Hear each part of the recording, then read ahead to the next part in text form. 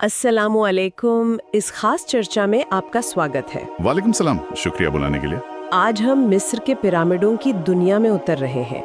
उनका इतिहास, उनके राज, मतलब ये हजारों साल पुराने हैं पर आज भी हमें हैरान कर देते हैं ना। बिल्कुल बिल्कुल। खासकर गीजा के पिरामिड, वो तीन है ना मुख्य, खुफू, खाफरे और मेनकोरे। हाँ हाँ। इनमें जो सबसे बड़ा है खुफू का, वो करीब 4,500 साल पुराना है। 4,500 साल? हाँ, और ऊंचाई सोचिए, लगभग 147 मीटर। वजन करीब 6 मिलियन टन। 6 million ton? अरे बाप रे, ये तो बुर्ज खलीफा से भी ज्यादा भारी हुआ। हाँ, कहीं ज्यादा।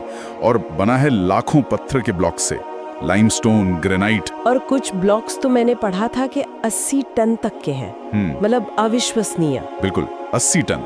तो फिर सवाल उठता है कि आखिर इन्हें बनाने का मकसद क्या था? क्या ये बस फिरौन के लिए शानदार कब्रें थीं? हाँ, देखिए, मुख्य उद्देश्य तो यही माना जाता है, मकबरे फिरौन के लिए। प्राचीन मिस्र के लोग वो मृत्यु के बाद जीवन में बहुत यकीन रखते थे। अच्छा। उनका मानना था कि फिरौन को अगले जीवन में भी सामान की जरूरत पड़ेगी, तो उनके साथ खाना, खजाना, फर्नीचर सब कुछ दफनाया जाता था। सब कुछ? हाँ। और शरीर को ममी बनाकर वो एक खास किस्म के ताबूत में रखते थे। सार्कोफेगस कहते हैं उसे, पत्थर या लकड़ी का बना हुआ। ओके, तो ये सिर्फ कब्रें नहीं थी, एक तरह से अगले जीवन की तैयारी थी। बिल्कुल। और सिर्फ तैयारी नहीं, ये फिरौन के दैवत्व का, उनकी ताकत का और मतलब ब्रह्मांडीय व्यवस्था बनाए रखने में उनकी भूमिका का प्रतीक भी थे। लेकिन वो जो कुछ और थ्योरीज भी सुनने में आती हैं, जैसे कि वो पावर प्लांट थे या अनाज के गोदाम, क्या उनमें कोई सच्चाई है? देखिए, वो वैकल्पिक सिद्धांत हैं, पर ज्यादातर इतिहासकार जो पुरातात्विक सबूत हैं और जो टेक्स्ट मिले हैं, उनके आधार पर इन्हें मकबरे ही मानते हैं। अच्छा। जैसे खुफू के पिरामिड में एक खाली सार्कोफेगस मिला है, तो लगता यही है कि खजाना शायद बहुत पहले ही लूट लिया गया था। तो मतलब मकबरे वाला सिद्धांत ही सबसे पुख्ता है। हाँ, अभी तक तो यही सबसे मजबूत है। अच्छा, चलिए मान लिया ये मकबरे थे, पर फिर सबसे बड़ा राज वो ये कि इन्हें बनाया कैसे गया। मतलब वो जमाने में न क्रेन, न बुलडोजर, पहिए वाली गाड़ी भी नहीं थी शायद। सही कह रही हैं आप। और वो जो फिल्मों में दिखाते हैं कि गुलामों ने बनाया, क्या वो सच है? नहीं नहीं, ये एक बहुत आम गलतफहमी है। अच्छा। एक ग्रीक इतिहासकार थे, हेरोडोटस, उन्होंने ये बात फैलाई थी। अच्छा। पर अब जो सबूत मिले हैं, वो बिल्कुल अलग कहानी बताते हैं। पिरामिड गुलामों ने नहीं, बल्कि हजारों कुशल कारीगरों ने, मजदूरों ने बनाए थे। कुशल कारीगर? हाँ जी। गीजा के पास उनका पूरा गांव मिला है। सोचिए, पूरा गांव, बेकरी, उनके घर, अच्छा खाना मिलता था उन्हें, यहाँ तक कि मेडिकल सुविधाएं भी थी। मेडिकल सुविधाएं भी? जैसे किसी की हड्डी टूट गई तो उसका इलाज किया जाता था। तो ये सम्मानित लोग थे, गुलाम नहीं। तो फिल्मों वाली कहानी बिल्कुल गलत है? बिल्कुल। लगभग 20 से 30 हजार कारीगरों ने मिलकर काम किया होगा। वाह, ये जानना तो बहुत जरूरी था। लेकिन फिर सवाल वही, इतने भारी पत्थर काटे कैसे गए होंगे और फिर लाए कैसे गए? देखिए, काटने के लिए वो तांबे के औजारों का इस्तेमाल करते थे। तांबा? पर वो तो नरम होता है। हाँ, लेकिन वो शायद रेत के साथ इस्तेमाल करते थे या कोई और तकनीक थी। और ग्रेनाइट जैसे सख्त पत्थर के लिए डोलेराइट नाम का एक बहुत कठोर पत्थर इस्तेमाल होता था। डोलेराइट? अच्छा। और एक तरीका ये भी था कि पत्थर में दरारें बनाकर उनमें लकड़ी के फट्टे फंसा देते थे और फिर उन्हें पानी से भिगोते थे। लकड़ी फूलती थी तो पत्थर टूट जाता था। अरे वाह, क्या तकनीक थी। हाँ, और लाने के लिए सबसे आसान रास्ता था नील नदी से, नाहों पर। बिल्कुल। हाल ही में एक बहुत पुराना दस्तावेज मिला है, मिरर पेपरस कहते हैं उसे। वो एक तरह की लॉग बुक है जिसमें लिखा है कि कैसे नावों पर पत्थर लादकर गीजा तक लाए जाते थे। अच्छा, पेपरस में लिखा है। ये तो पक्का सबूत हुआ। हाँ। पर नदी से उतारने के बाद जमीन पर कैसे घसीटा होगा बिना पहियों के? हाँ, ये बड़ा सवाल है।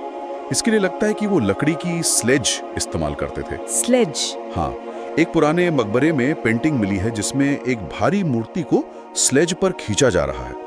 और मजे की बात यह है कि उसके आगे एक आदमी रेत पर पानी डाल रहा है। पानी?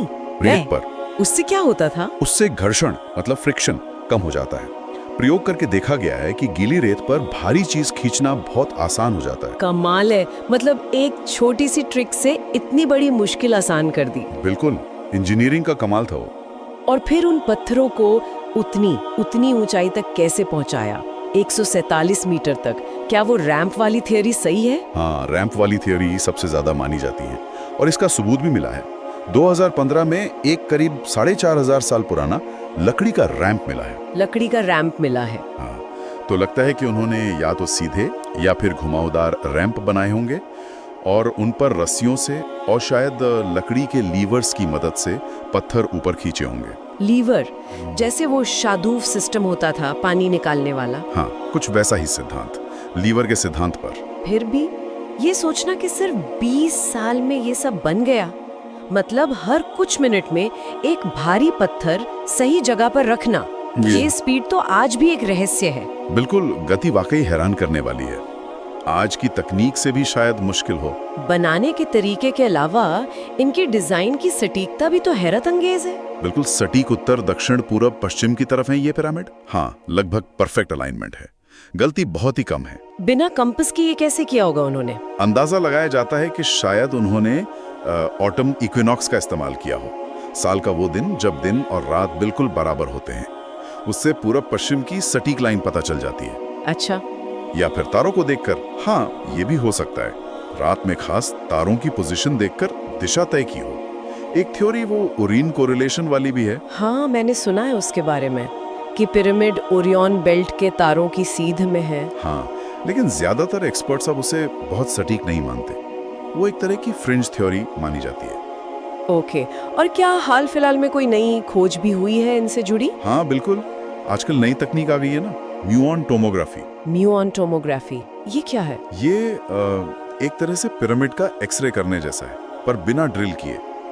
आसमान से जो कुदरती कॉस्मिक किरणें आती हैं, म्यूऑन पार्टिकल्स, उनका इस्तेमाल करके अंदर की संरचना का पता लगाया जाता है। अच्छा, तो इससे कुछ मिला? हाँ, 2017 में खुफू पिरामिड में जो ग्रैंड गैलरी है, उसके ऊपर एक बहुत बड़ी खाली जगह मिली, करीब 30 मीटर लंबी। उसे बिग वॉइड कहा गया। बिग वॉइड मतलब एक छिपा हुआ कमरा कह सकते, या कोई पैसेज, अभी पता नहीं उसका मकसद क्या था।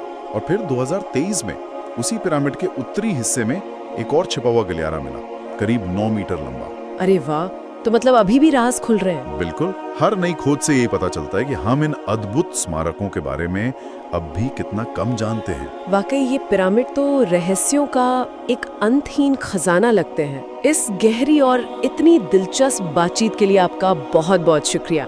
आपने कई मिथकों को तोड़ा और बहुत सी नई जानकारी दी। शुक्रिया मुझे बुलाने के लिए।